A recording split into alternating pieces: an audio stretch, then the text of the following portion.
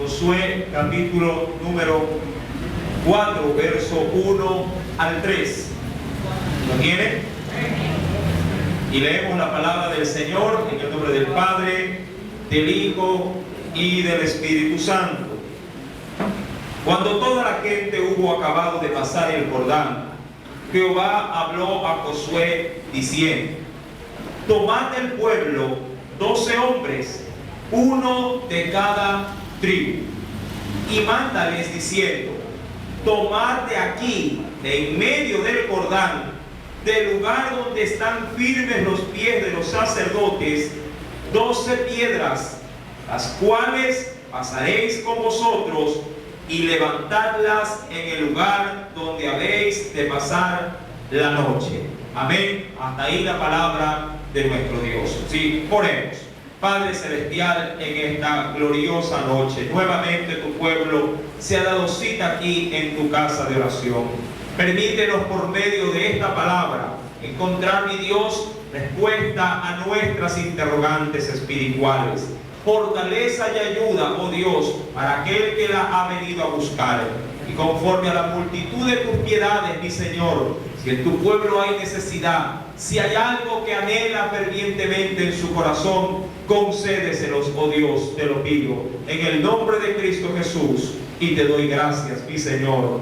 Amén y amén. Gloria sea al Señor. Simplemente para hacer un breve resumen del capítulo número 3 del libro de Josué, entremos simplemente en un breve detalle. Nos dice, sí, la escritura, de hecho ya la habíamos analizado, cuando el Señor había ordenado a Josué pasar juntamente con el arca para que el pueblo pudiera, sí, introducirse en el río Jordán y que éste se abriera y de esa manera pasar en seco. Algo parecido, no digo igual, pero parecido a lo que pasó con el Mar Rojo. Josué pues dio esa disposición al pueblo. Sí, el arca iba delante de toda la congregación y los sacerdotes se dispusieron a pasar por en medio del río Jordán. Dios le había dicho a Josué que los sacerdotes tomaran ese arca y pasaran el río y que inmediatamente el río se secaría para que todo el pueblo pudiera pasar en seco. Sí. Cuando los sacerdotes pusieron la planta de sus pies en el río, sí, oh sorpresa, sí, el milagro comenzaba a darse, a llevarse a cabo. Las aguas se detuvieron en un montón de un lado y posteriormente todo el río comenzó a secarse. Sí, esto fue, sí, un milagro maravilloso, tal cual como Dios se lo había prometido a Josué, ya que Dios le había dicho de que en ese día lo iba a engrandecer en medio del pueblo. Y qué mejor manera haciéndolo a través de un precioso milagro. Sí, el pueblo pasó en seco todo ese río y prácticamente se encontraba ahora a orillas, sí, de la ribera del Jericó, en el cual pues también Dios le había de dar nuevas instrucciones, sí, después de haberse llevado a cabo este precioso milagro. Sí, dicho esto, concentrémonos ahora sí en los primeros versículos del capítulo número 4. Leamos pues. Dice el Señor: cuando toda la gente hubo acabado de pasar el Jordán, Jehová habló a Josué diciendo: tomad del pueblo 12 hombres, uno de cada tribu. ¿Con qué intención? Verso 3. Y mándales diciendo: tomad de aquí, es decir, del medio del río, tomad en medio del Jordán, del lugar donde están firmes los pies de los sacerdotes, 12 piedras, dice ahí, las cuales pasaréis, es decir, las van a tomar con vosotros y las van a levantadlas en el lugar donde habéis de pasar la noche, es decir, ya al otro lado de la orilla del río Jordán. Recordemos, mi amado hermano, si el Señor le había mencionado ahora al pueblo, luego de que éste había pasado en seco, que de donde se encontraban los sacerdotes, como usted sabrá, en el lecho del río, piedras del río sí se encuentran en el fondo. Dios le había dado esa orden a Josué para que escoja a 12 hombres. Me imagino que esos hombres debieron haber sido hombres principales o representantes de cada una de las tribus de Israel. Versículo número 3 nos dice que la intención de Dios era para que se levanten en el lugar donde habrían de pasar la noche. ¿Con qué intención? Amado hermano, acompáñeme al verso número 4 y veamos qué es lo que Dios quería, ¿sí?, a la hora de emitir esa orden de levantar una especie como de altar o un monumento. Verso número 4. Entonces Josué llamó a los 12 hombres, a los cuales le había designado de entre los hijos de Israel, uno de cada tribu. Verso 5, ¿qué les dijo? Pasad delante del arca de vuestro Dios a la mitad del Jordán. Recuerde que en la mitad se quedaron ¿quiénes? Los sacerdotes. El pueblo pasó, pero ellos se quedaron en la mitad del río esperando que todo el pueblo pasara en seco. Ellos de alguna manera sí cargaban en sus lomos la presencia del mismo Dios representada en el arca del testimonio. Ahora, la escritura menciona que mientras ellos estaban en el medio del río, Josué cumplió esa orden y eligió a 12, uno de cada tribu de Israel, y les dijo precisamente que vayan así prácticamente a los pies, no digo de los sacerdotes, pero cercano a los sacerdotes, y que de ahí tomaran piedras para levantar ese altar. Versículo número 5, en la mitad del verso dice: y cada uno de vosotros tome una piedra sobre su hombro conforme al número de las tribus de los hijos de Israel. Versículo número 6, para que esto sea señal, o también lo que fuera, también se podría decir como una marca, una señal o una marca, una identificación. ¿De qué? Del milagro que ellos habían presenciado. Sea esto como una señal entre vosotros, y cuando vuestros hijos preguntaren a sus padres mañana, es decir, en el futuro, diciendo: ¿qué significa estas piedras? Dice el verso 7: vosotros le responderéis que las aguas del Jordán fueron divididas delante del arca del pacto de Jehová. Cuando ella pasó por el Jordán, las aguas del Jordán se dividieron, y estas piedras servirán de monumento conmemorativo a los hijos de Israel para siempre. Y aquí quiero detenerme.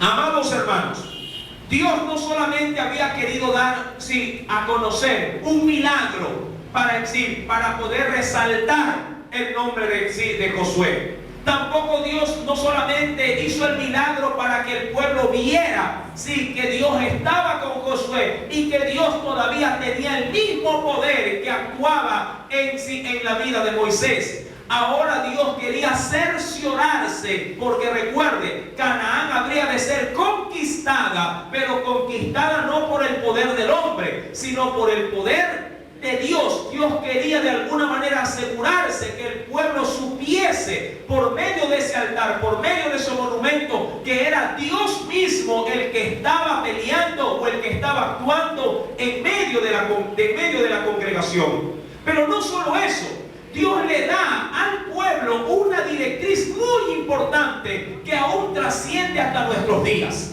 ¿Cuál es esa directriz? Miren lo que dice el versículo número 6, y póngale mucho asunto a esto: para que esto sea señal, recuerde, o una marca entre vosotros, y cuando vuestros hijos preguntaren a sus padres mañana. Amado hermano, aquí yo veo una gran enseñanza espiritual. Usted y yo tenemos una responsabilidad ante nuestro Dios. ¿Cuál es esa responsabilidad? Saber, mi amado hermano, su palabra, conocer los testimonios de Dios, para que cuando ellos nos pregunten a nosotros tengamos una palabra de Dios que que darle también a ellos.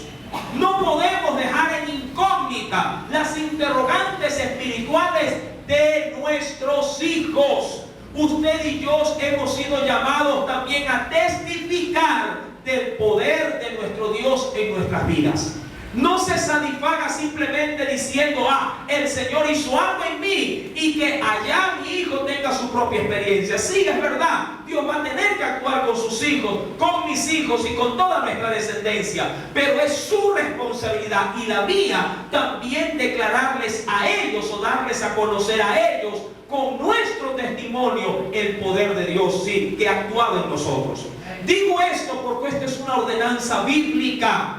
Acompáñenme por favor a otro texto para que pueda corroborar lo dicho. Primeramente vayamos a Deuteronomio capítulo número 4.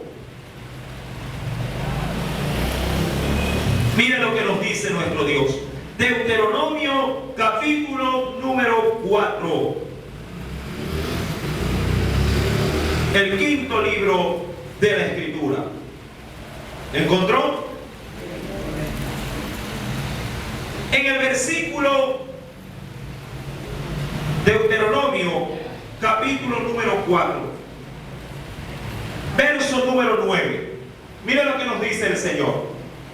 Por tanto, guárdate y guarda tu alma con diligencia, para que no te olvides de las cosas que tus ojos han visto. Recordando que Israel había visto los milagros de Dios, también con las plagas y todas las cosas maravillosas. Verso número 9.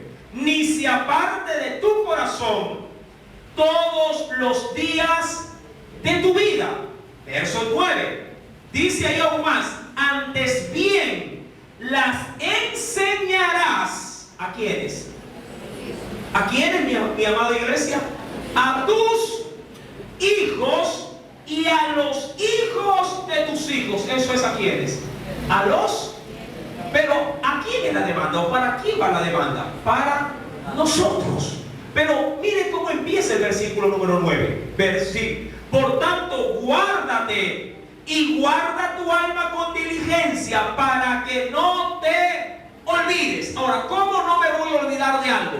Cuando estoy constantemente repitiéndolo, o en este caso testificando de las maravillas o del poder o de la palabra de mi Dios. Si usted, mi amado hermano, no practicara diariamente ciertos diálogos o ciertas prácticas de la vida en sí misma, usted puede llegar así, no digo a olvidarse por completo, pero puede perder la destreza o la facultad de hacer tal o cual tarea. Si usted, por ejemplo, aprendió a sumar, aprendió a leer, aprendió a hacer ciertas tareas, pero las deja de hacer por un montón de tiempo, cuando quiere volver nuevamente a practicarlas, le va a resultar difícil nuevamente ejercerlo. Si usted no tiene una práctica constante de las cosas espirituales, obviamente cuando le pregunten, usted no va a saber qué responder. De ahí muchas veces que el pueblo, cuando es confrontado por alguien, mucha gente dice: ay, hermano, disculpe, ya mismo le digo, ¿a dónde es que está? ¿Por qué? Porque no hay un buen hábito de lectura de la palabra de Dios. Y en ese sentido la Escritura sí nos demanda estar preparados y llenos de la palabra, llenos de sus testimonios, para declararlos de manera primordial a los nuestros, a nuestros hijos.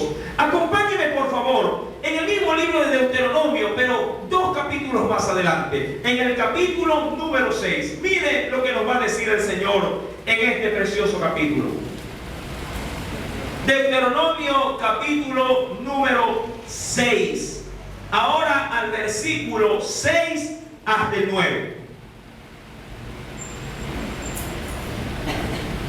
¿Lo tienen?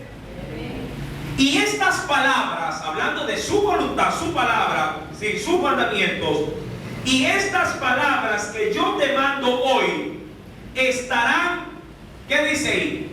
Sobre tú.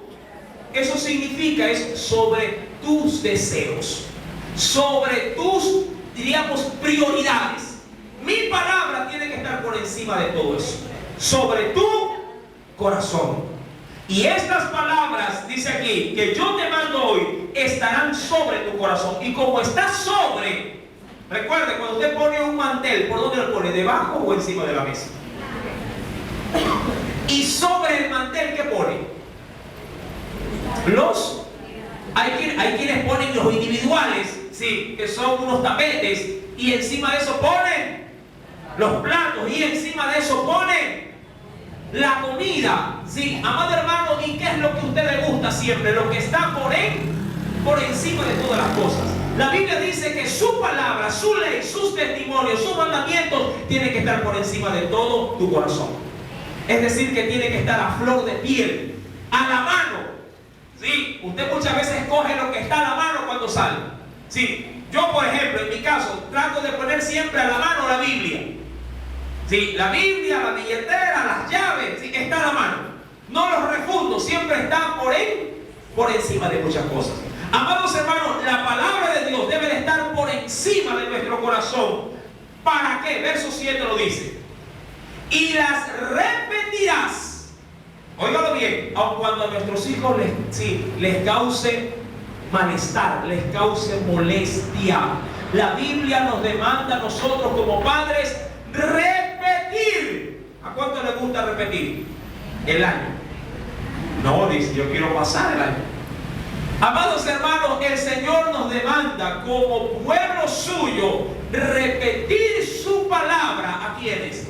A nuestros hijos. Aun cuando a nuestros hijos les parezca molestoso, aun cuando a los nuestros les parezca fastidioso, mi responsabilidad, su responsabilidad es repetirle a los nuestros la voluntad de nuestro Dios. No importa si ellos le dicen, es que ya me la sé, es que yo ya eso ya lo estudié, ya lo leí ayer. No importa, mi amado hermano. Mientras más ellos escuchen de la palabra, mayor será la bendición que usted, mi amado hermano, recibirá al compartir los testimonios de Dios. Dice la Biblia en el versículo número 7, la repetirás a tus hijos y hablarás de ellas. ¿Cuándo? Hay quienes solamente hablan de Dios. ¿En dónde? En la iglesia. Dice la Escritura, hablarás de ellas estando ¿en dónde? ¿En dónde, mi amado hermano? En tu casa. ¿Cuántos abren la Biblia en su casa? Pareciera que en ciertos hogares la Biblia solamente se abre cuando la sacan de la casa viniendo a la iglesia. Pero cuando llegan a la casa, la cierran y se queda ahí hasta el siguiente culto. La Biblia dice que esta palabra debe de ser también proclamada y repetida en nuestros hogares. Versículo número 7. La repetirás a tus hijos y hablarás de ellas estando en tu casa y andando también por ¿dónde? Si los sacas a pasear, también les hablarás de la palabra. Si vas por la calle, hablarás de la palabra de Dios. Usted dirá, hermano, solamente hablando de Dios. Sí, mi amado hermano, solamente hablando de Dios. Es que, mi querido hermano, cuando uno está enamorado del Señor, solamente habla de su amor, de su primer amor, de Cristo Jesús. Cuando usted anda mucho en las cosas del mundo, usted habla. Ahora, yo le pregunto, cuando los hombres se reúnen en una esquina, ¿de qué hablan? De lo que ha cautivado su mente y su corazón. Muchos de ellos hablan de fútbol desde que se amanece hasta que anochece. Yo conozco gente así. Gente que amanece y pone una emisora y está con los comentarios deportivos. No importa si repiten los partidos 5 veces en el día, los 5 veces se los ven. Y luego de eso viene el resumen deportivo. Y luego viene la noche y le pone qué ha pasado en otros países con respecto al fútbol también. Se desayuna con la pelota y se acuesta soñando con la pelota. Y como eso practica el mundo, cuando salen a las esquinas, ¿de qué hablan? ¿De qué posición Belauca? ¿En qué posición Belebelé? Que si va a hacer nuevas contrataciones para el año que viene, que si el equipo amarillo perdió. Todo eso hablan, todo el santo y bendito día. ¿Por qué? Si el mundo tiene temas sin valor, pueden ser objeto